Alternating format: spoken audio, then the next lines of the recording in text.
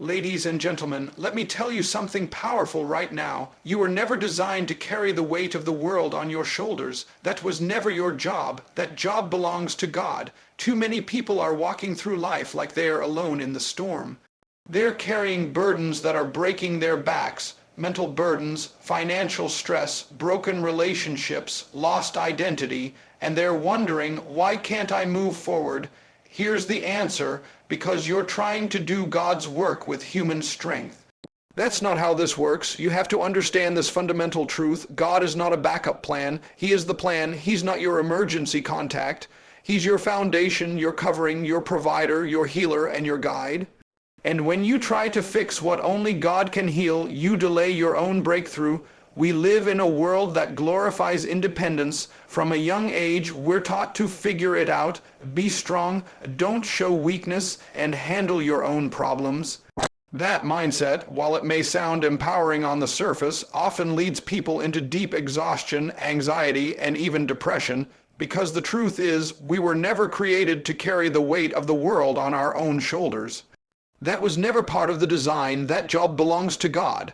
What most people don't realize is that carrying everything, every fear, every financial crisis, every relationship issue, every spiritual struggle, is not just difficult, it's impossible. And the more you try to handle it all by yourself, the more you start to break under the pressure. You start to believe that maybe something's wrong with you because you can't keep it together like you think you should. But there's nothing wrong with you. You're just trying to do something you were never meant to do alone. Imagine trying to carry a massive boulder up a mountain with your bare hands. That's what it feels like when you try to manage life's problems without God. The burden gets heavier with every step. Your muscles start to shake, your balance begins to slip, and before long, the weight crushes your spirit. That's not weakness, it's reality.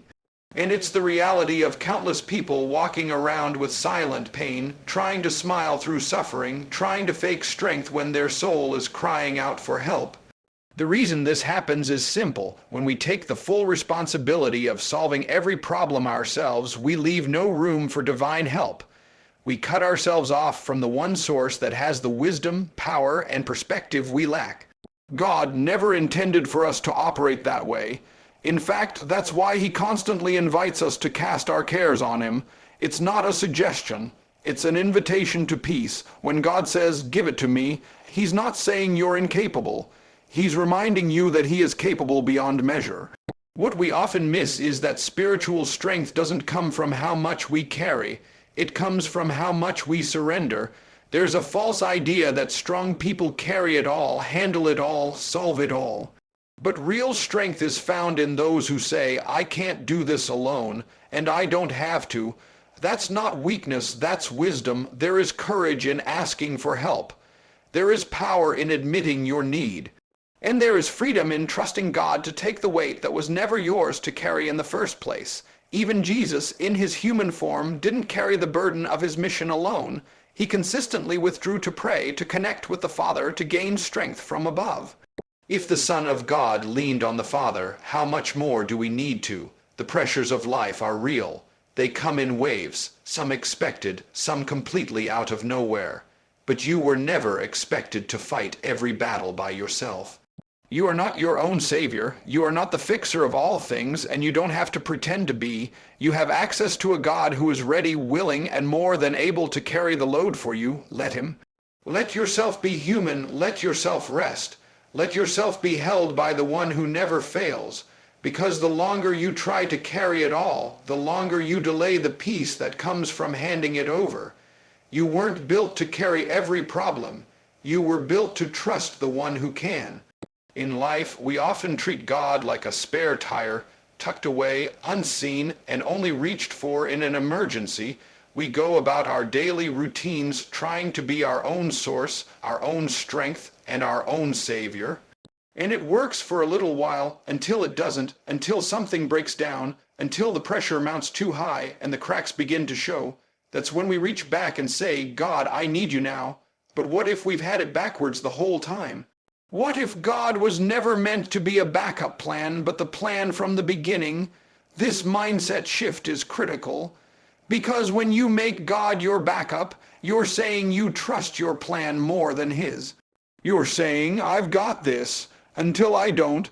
That kind of faith is reactive, it's circumstantial, it only kicks in when life gets hard. But the problem with living like that is, it keeps you in a constant cycle of self-reliance, burnout, and panic. Prayer. You live as though everything depends on you, and you only reach for God when you're at your breaking point. That's not how a relationship with God is supposed to function. God doesn't want your leftovers. He wants to be first in line, not the last resort. When you put God first, not as a religious gesture, but as a daily lifestyle, you're acknowledging a greater truth, that you are not the author of your life story. You are not the source of your provision, your purpose, or your peace. He is, and when He's first, everything else falls into alignment. Your decisions are clearer, your stress levels drop, your confidence increases. Why? Because you're no longer operating out of your own limited understanding. You're now moving under divine direction. That's the difference between hustle and flow. Hustle is rooted in fear. If I don't do it, it won't happen. Flow is rooted in faith. If God is in it, nothing can stop it. Far too often, we don't make God the plan because deep down, we're afraid to let go of control. We fear that if we surrender too much, things won't go the way we want. But here's the truth, God's way is always better, even if it doesn't always look like it at first. His plan sees beyond the present pain. He understands the full picture when we're stuck in a single frame. When we limit Him to being a last-minute rescuer, we miss the opportunity to let Him be a daily guide, a consistent provider, and a steady source of wisdom. Some people say, "Well, I don't want to bother God with everything." But that thinking is based on human logic, not divine reality. God is not limited by time, energy, or capacity. He's not too busy for you. He doesn't get overwhelmed by your needs. He doesn't prioritize someone else's crisis over your quiet struggles. He's big enough to run the universe and still care intimately about every detail of your life. He doesn't want a transactional relationship where you only reach out when things are falling apart. He wants a transformational one where you walk with Him every step of the way. Making God the plan means starting your day with Him, seeking His voice before making decisions, trusting His timing when things seem slow, and believing His promises when things look impossible. It means aligning your goals with His purpose and living with the awareness that He is the architect, not just the handyman. You don't have to scramble for peace when storms come. You already have it, because He's already in the boat with you. So the real question is this: if God created you, loves you, and knows your future, why wouldn't you make Him the plan from the start? Why settle for panic-driven faith when you can live in purpose-filled peace? Don't wait until you're in crisis to remember who's in control. Make God the plan and watch how your life begins to change, not from the outside in, but from the inside out. Control is one of the greatest illusions we cling to in life. We grip so tightly to our plans, our timelines, our solutions, and our outcomes, thinking that if we just manage everything perfectly, everything will work out. But sooner or later, life reminds us that no matter how well we plan, there are things we simply can't control. Situations arise, people disappoint, timing shifts, and doors close. And in those moments, our grip gets tighter. We scramble to fix, to force, to figure things out. But here's the truth we resist. Real peace doesn't come from having control. It comes from letting go of it. Letting go isn't about giving up. It's about giving over. It's about recognizing that there's a higher power at work, a God who sees what we can't, knows what we don't, and loves us more than we even understand. When we surrender, we don't lose power, we gain access to greater power, because our own strength has limits, but God's strength is infinite. And every time we insist on doing things our way, in our time, through our methods, we block what God is trying to release in our lives. We delay the blessing by holding on to the burden. So many people are praying for peace while still trying to control the outcome. They're asking God to move, but they're holding onto the steering wheel with white-knuckled fists. That's not surrender, that's spiritual resistance disguised as faith. You can't say, God, I trust you, while you're micromanaging every detail and panicking when things don't go your way. Faith means stepping back and saying, even when I don't see it, I know you're working. Even when I don't understand, I know you have a plan. I'll do my part, but I'm trusting you with the result. This doesn't mean being passive. It doesn't mean sitting on the couch waiting for heaven to drop solutions into your lap. God honors movement, obedience, and stewardship. But he also honors humility, the kind of humility that says, God, I'll move when you say move. I'll speak when you say speak. I'll act when you lead, and until then, I'll rest in the assurance that you are in control. That's the kind of surrender that invites divine intervention. That's the kind of surrender that opens the door for peace that surpasses understanding. The truth is, the more we try to control everything, the more anxious we become. Control and anxiety go hand in hand. The tighter the grip, the greater the fear, because deep down we know we're not in control and that terrifies us. But when we let go, when we finally loosen our grip and place the situation in God's hands, something miraculous happens. We breathe again, we sleep better, we stop rehearsing worst-case scenarios, we stop manipulating outcomes because now we're anchored in trust, not drowning in worry. God is not asking you to have all the answers. He's asking you to trust that He does. He's not waiting for you to solve every problem. He's waiting for you to invite Him into the process. The moment you surrender is the moment He can start doing what only He can do. Bring clarity, open doors, close the wrong ones, and align the right people at the right time. But none of that happens while you're clinging to control. Letting go feels risky, it feels like falling, but in God's hands, surrender is the safest place you could be, because when you let go, He takes over, and when He takes over, miracles happen, the impossible becomes possible. The closed doors become divine detours, the chaos becomes purpose, so release it. Whatever it is, your fear, your future, your failure, your frustration. Put it in His hands. Let go of control, and you'll make room for God's power to work in your life in ways you never imagined. Many people say they trust God, but in reality, they're only trusting Him on the surface. They say the words, they pray the prayers, but deep down, they're still holding on, still trying to manage the situation in their own strength. That's because there's a difference between praying about something and truly surrendering it. Real trust doesn't just show up in your words. It shows up in your posture, in your choices, and in your willingness to step back and let God lead. Trust requires surrender, not just prayer. Prayer without surrender is just noise. It's easy to say, God, I trust you, and then immediately go back to worrying, stressing, overthinking, and trying to solve everything yourself. That's not trust. That's a spiritual tug-of-war. You're handing it to God with one hand and pulling it back with the other, and then you wonder why nothing's changing, why peace isn't showing up, why anxiety still rules your mind, why frustration keeps growing. It's because true peace doesn't come from saying the right words. It comes from actually releasing the situation and leaving it in God's hands. Surrender isn't passive. It's not doing nothing. It's doing the most powerful thing you can do. Choosing to let go of your need to control and choosing to align your will with God's will. It means you're done fighting battles that belong to Him. You stop trying to manipulate outcomes and force results. You stop begging God to bless plans He never told you to make. Instead, you start seeking His plan, His timing, and His way. Real trust looks like action. It looks like praying and then walking in peace even when the answer hasn't come yet. It looks like praising God in the waiting, not just after the breakthrough. It's when you stop pacing the floor and start standing on His promises. It's when you stop asking what if and start declaring even if. That's faith in motion. That's surrender with substance. You know God heard you and you trust that He's already moving, even when your eyes can't see it yet. But let's be honest, surrender is uncomfortable, it's vulnerable. It means acknowledging that you don't have the answer and that you don't know what's coming next. That kind of surrender feels risky, especially in a world that glorifies control and self-sufficiency. But in God's kingdom, surrender is strength. It's a spiritual decision that says, I would rather be in the hands of an all-powerful God than in control of a situation that's way too big for me.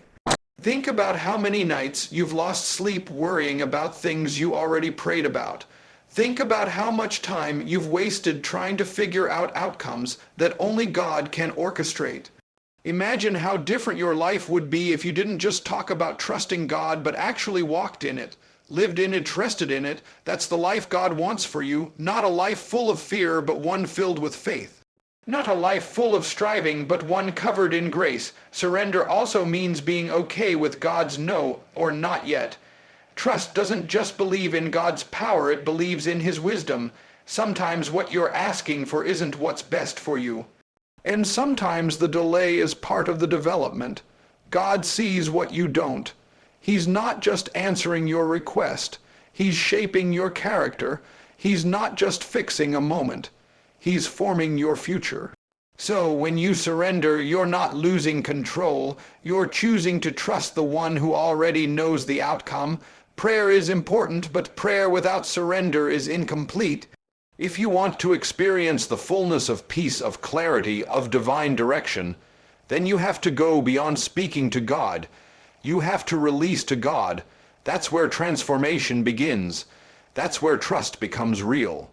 There's a quiet lie many people carry around, that God is too busy for their problems, that somehow their struggles are too small to matter or too messy to bring before Him.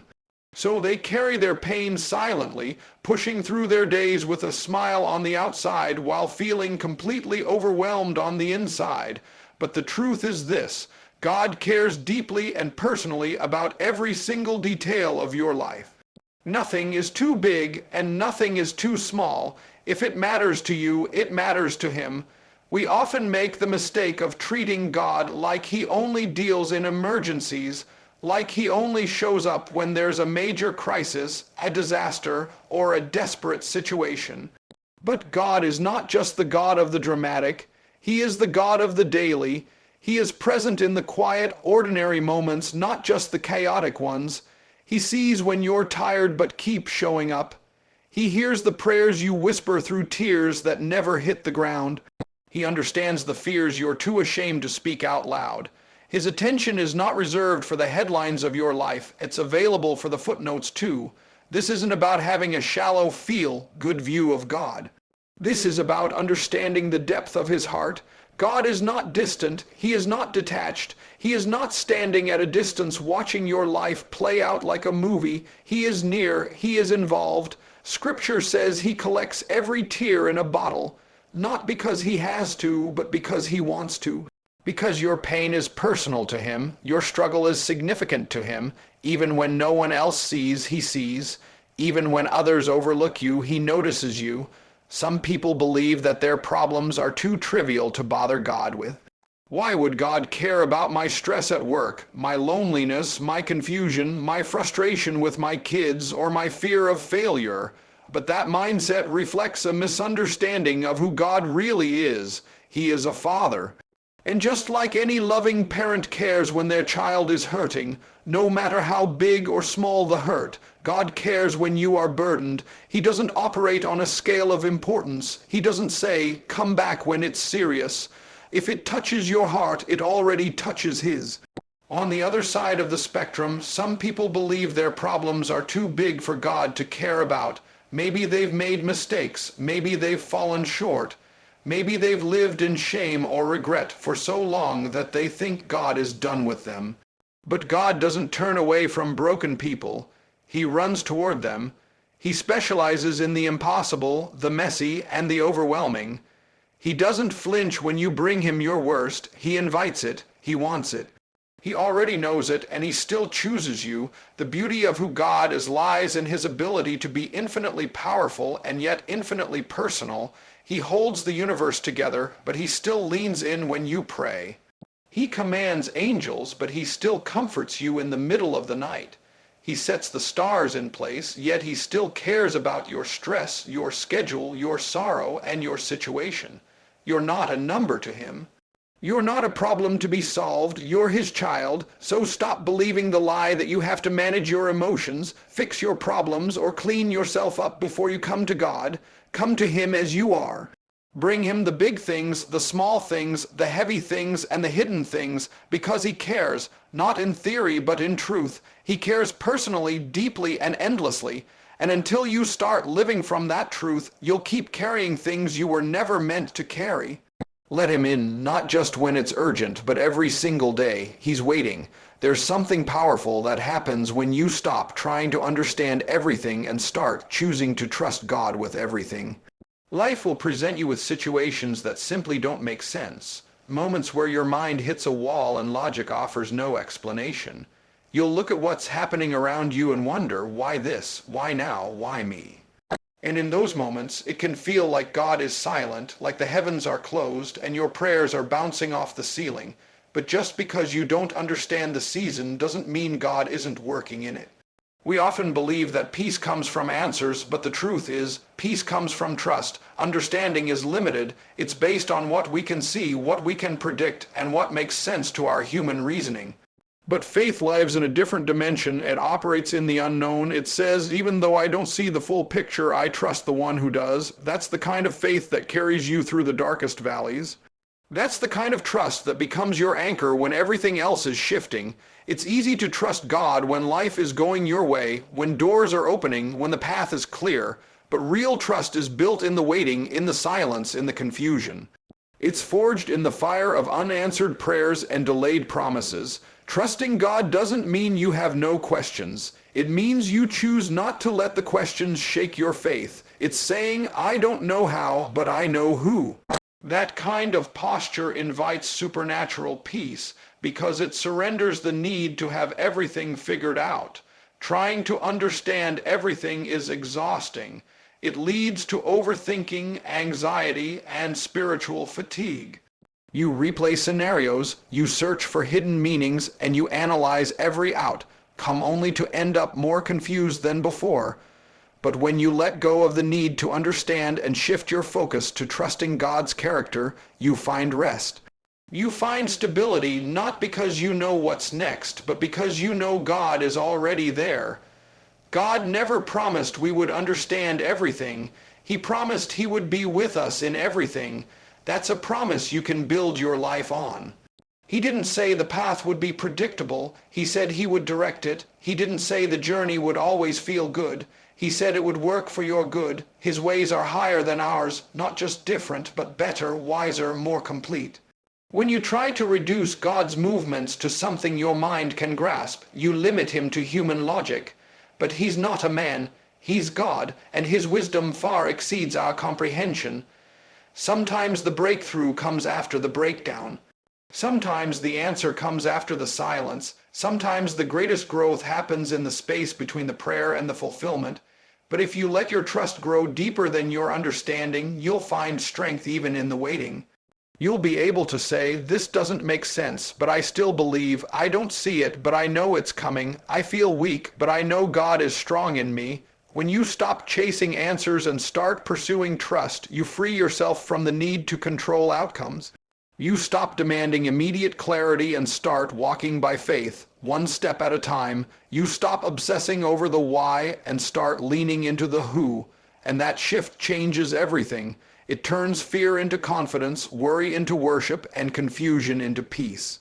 So no matter what you're facing, whether it's a heartbreak, a delay, a closed door, or an unexpected detour, let your trust rise higher than your need to understand, because even when it makes no sense to you, it still makes perfect sense to God.